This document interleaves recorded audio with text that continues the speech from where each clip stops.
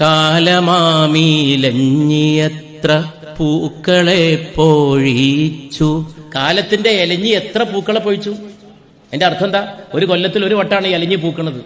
കാലമാമീലഞ്ഞിയത്ര പൂക്കളെ പൊഴിച്ചു. പഴയ കഥ പറയാണ്. ഓത്തുപള്ളിയിൽ അന്ന് നമ്മൾ പോയിരുന്ന കാലം ഓർത്തു കണ്ണീർ വാർത്തു നിൽക്കയാണ് നീലവാനം.